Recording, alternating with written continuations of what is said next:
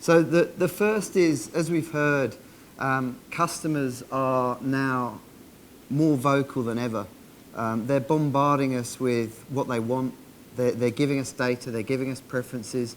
We know more about them now than certainly Phil Kotler would have done, though by the sounds of it, we should probably just stick with what he said back in the 60s. So we're being bombarded by these different messages, and customers are more and more likely to give us data about themselves.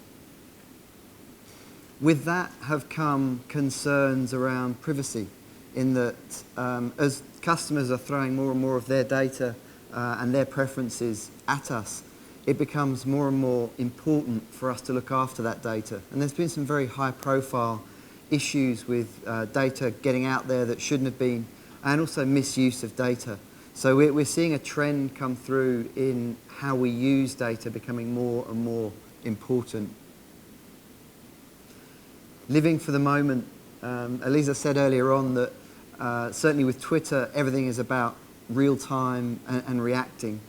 So in this day and age, is that essential? Is it a must that we have people listening to the Twitter feeds and responding to them? Is that now a part of life as we know it in marketing? And also, with regards to loyalty programs, they've traditionally been fairly slow to react, and they've also been a deferred discount for a lot of people. So there's now a big demand for instant gratification from the people that are using these programs. We've also got big challenges with big data, in that there are now multiple sources of this data, and it's expanding all the time. So our challenge is, how do we actually link those silos together in order to create something that's meaningful and actionable for our marketing efforts? And then finally, what tools do we need to deal with this onrush of data? So there's the old adage of trying to drink from the fire hose is very difficult, because what we can do now is we have the ability to switch on an enormous amount of data by plugging in the various data feeds that are out there. So how do we capitalize on that? How do we use it? How do we interpret it in order for us to deliver more actionable, better marketing? So I think what we may do for this panel is just throw it out there straight away for questions, because especially for Elisa, because she's only got about 10 minutes with us and has to run. So I'd like to throw it to the floor for any questions for Elisa first, and then we'll get some discussion going as we go. You mentioned quite a bit about the use of Twitter as a channel, as well as other channels like Vine that you've recently acquired, as a great way for brands to broadcast. Something that there's been a dearth of, I think, here this morning that I'd like to know more about personally is the difference between the West and Asia in terms of this consumer behavior. Coming from the States myself, I want to get as much exposure to Asia-specific tactics and strategies and case studies.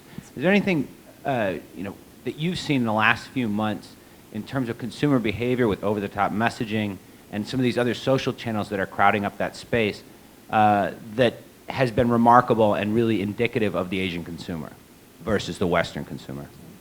So I'm not the research person, so I might defer to him in a minute. I would say it's really early days yet. I mean, we are working on research as well. I think there's some things you can observe, just like I can observe as a consumer, which is that there are some Asian players that have more whimsical aspects, if you will, like stickers, right? Or games combined with social as opposed to simply messaging platform or interest-based. At the moment, there is nothing specific that we have that says this is what differentiates, LATAM versus Europe versus the US. Our research has only really just started, and there is nothing. I mean, we see there are some things that are actually amazingly similar. You might have seen that. I didn't talk about it here because we haven't rolled it out here yet, but we have a program called Twitter Amplify, which really relates to TV and how people are using Twitter when they watch TV. And I think we're all familiar with sort of the 4-screen living room, and people, maybe someone's shopping and not paying attention to what's on the monitor, but other people are engaging. And Bluefin, which is another acquisition we made, has done this tracking of what do people tweet when they're watching TV. And we've followed different audiences watching same program at different times, and the tweet stream is almost the same. So not the actual, what do they say, but the volume. Like we do it minute by minute, how many tweets a minute come during the show. And you can see different places, different people who just ever happen to be watching the show. So obviously there's some similarity in, who might watch that show, but almost exactly the same pattern. And big engagement. So, the biggest single moment of tweeting we've had is this Japanese film, the name of which I forget, a very famous anime film where there's a password that you have to say at the moment, and Japan has taken to tweeting that password. It was in The Economist a couple weeks ago, and it's the single biggest use of our system we've ever had. So I'm not saying there aren't differences. I'm saying I'm in the same position as you. It's really early days for that. I mean, we have to be up for a while, and then we have to be, Twitter's been around for a few years, but in terms of getting into these markets, opening up, doing development research, I'm sorry to say there's not a lot, and nor are there panels. I mean, we subscribe to almost all the names you would recognize in the market, and there's not a lot of data. And to be honest, I'm sure you're suffering from the same thing, for something that's a mobile-first platform like us, there's even less data, right? Almost all the survey research I've seen is browser-based. So people don't tend to respond if they're on a smartphone. Even a tablet, people tend not to respond. So I'd say it's one of the shared challenges we have in this market. But you're a researcher. Maybe, do you want to? Well, all I'd say is I'm a great believer in you start with fundamentals. Like, if you're marketing to children, first thing is to realize is that they're short. Which matters if you're a retailer, right? So, and the biggest fact we know about Asia is that this is a mobile-based, massively more mobile than desktop. I look for big things like that. I think it's very hard to create one view of Asia as well. When you look at it, it's a melting pot of markets, and someone from Singapore is incredibly different from someone from Thailand, and that's just in Southeast Asia. So it's a vast area, and it's dangerous to look for anything beyond the fact that children are short when you're looking for similarities in markets as diverse as this.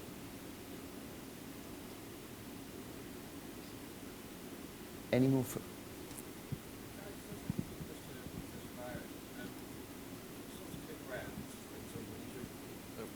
So we saw some big brands and really interesting numbers, which I found incredibly interesting. How far does it hold true as you go down the market share? So when you get down to the sort of a vast number of smaller players, do the numbers still track there, or do they start to get bigger and bigger, so actual loyalty becomes much bigger differences in percentage, or does it just simply track like that you just simply can't do anything about it? Everything I've seen, Double Jeopardy just holds as far as you can go down. Yeah. So cool. If you're looking at a category like confectionery, almost everything's a small brand. If you have more than 0.1% market share, you're huge. So you have hundreds and hundreds and hundreds, and they all Double Jeopardy all applies to them. If they want to get bigger, they've got to increase their penetration. Small brands have very, very small penetration. What very about interesting. more niche things like fashion? Niche categories? Yeah. No. Fashion holds exactly the same things. But one thing people ask is, well, where are the niche brands? And of course, that is the question, because a niche brand, really, there's two definitions of niche brand. One is just small. It's a sexy term for small, because no one wants to say they have a small brand. But the other is, more technical is, we have low penetration, small customer base that is highly loyal. And if there were lots of those, we wouldn't see Double Jeopardy. So the answer is niche brands hardly ever exist. Where we do see them, they tend to be, really some sort of restricted distribution like private labels, or in the United States, Hispanic TV channels have very few viewers, but those viewers view for quite a lot of hours. It's of course they're the people who speak Spanish, only Spanish. Yeah. So it's restricted distribution. And so is Apple and Harley Davidson. Are they loyalty leaders? Well, read the books. But the short answer is no. Maybe if we can change things up a bit, Neil, talking to the need for tools and what do you need to have as an organisation to operate in this new world that we're in? Sure. So one of them is Hootsuite. Have any of you guys ever used it? It helps you monitor, manage all your social media campaigns throughout across the whole website. When people are talking about you, you can engage with them really simply. Another one is just basic analytics. You can use Google Analytics. It's free. It helps you track where visitors are coming from. It doesn't matter what size company you are. It gives you valuable insights. Like we found as a very small company that Twitter drives almost 20% of our traffic. And B2B world targeted towards companies who have big data problems, right? Not a huge volume for it, but yet 20%. That's a lot for us. The other thing that I would actually track is something like Gnome or what's it? There's I'm forgetting the name, but it actually measures Clout is another one, right? So Gnome or Clout talks about how well you guys are doing. Are you increasing awareness in your niche, in which are more people rating you higher and higher, right? Are you getting your message across more and more people? Are they interacting and engaging with you? Because a sheer number isn't enough. You could have 1 million followers on these social sites, but if only 20 of these million people are engaging, might as well only have 20. So, but those are some of the things that I would check out and use from a tools perspective. And then Byron, I'm fascinated to know, we're talking a lot about new media, new tools, Twitter, clout. What's your view on this revolution that's coming, this digital revolution, in that what you've expunged there was very much that we need to get back to the fundamentals, and that it's about scale, it's about more of the functional attributes of a brand. So are we getting too caught up in this wave of digital and social media and so on? Well, no. I mean, on one hand, we have a digital revolution occurring.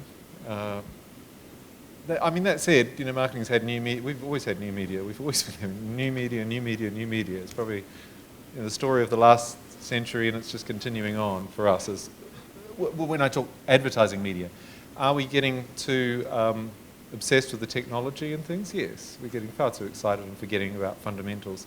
We get excited by media sometimes, and which is bizarre as marketers. I look at it and go, but it's not an advertising media. Maybe some people in this audience are too young to remember when people first started getting excited by mobile phones, This is back when mobile phones these were not smartphones, so, all you could get is maybe a line of tweet, and they had whole conferences on it. And I sit there thinking, but no one's doing any advertising on it. No one's getting any advertising. How did they even get these people to come to this conference? I mean, that does show, we get amazingly excited by new, rather than, do you want to build your brands?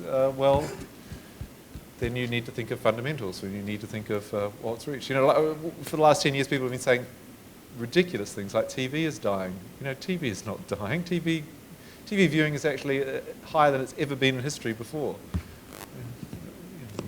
People just wanted to do it because they're new, not like the old marketing director. I'm a new marketing director.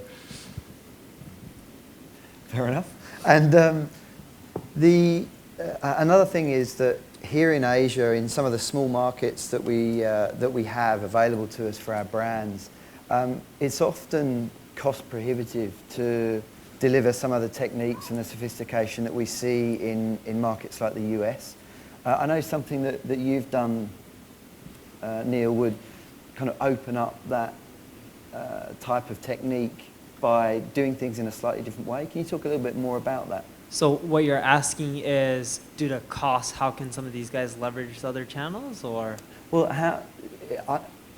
in a lot of cases, is it worth going down the road of differentiation and loyalty and segregation and segmentation and differentiation versus just doing a blanket mass approach that captures your big audience anyway? And are there tools that are going to enable us to get more targeted? So when you're small, you should just do a mass approach and just get whatever you can and do whatever's the cheapest. When you're making money, scaling, growing, you have more money to hire different people to focus on different verticals, channels, etc. But when you're starting out, there's no point doing it. It doesn't matter if something's sexy or not sexy. You go for the lowest hanging fruit that gets your business out there and helps you get customers. And ideally, see, a lot of times what ends up happening is people are saying, how can I get more loyal customers? What we found is the reason a lot of companies don't have loyal customers, because they're just targeting anyone. If you figure out, that your customer looks like a zebra, walks like a zebra, and talks like a zebra, then target zebras, don't target horses. And what we're finding is companies are just going out there and targeting whatever is the easiest versus targeting their ideal customer.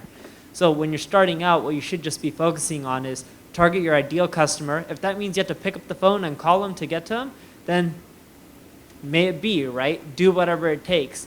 Don't try to come up with the slickest, newest, coolest channel. Do whatever's the easiest, quickest, and cheapest at the beginning. And then from there, later on, you can figure out scaling, expanding, verticalizing, doing different messages towards different channels and testing different things out. But there's no point in getting into that if you're a new business and you're just starting out. Have we got any more questions from the floor?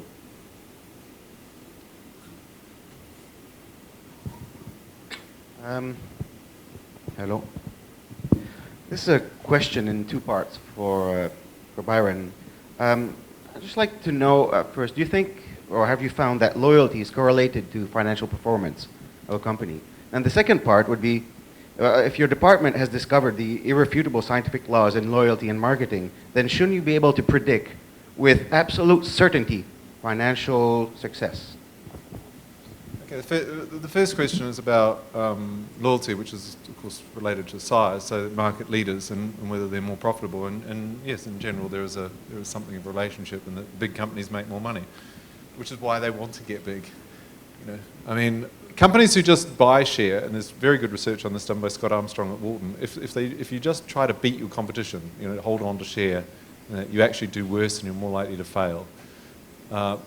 So you go, well, then why do companies want to get bigger? And the answer is because small increases in sales revenue translate to quite, you know, your fixed costs don't go up, so your profitability goes up quite substantially. So, you know, everyone wants to be Coke, not Dr. Pepper.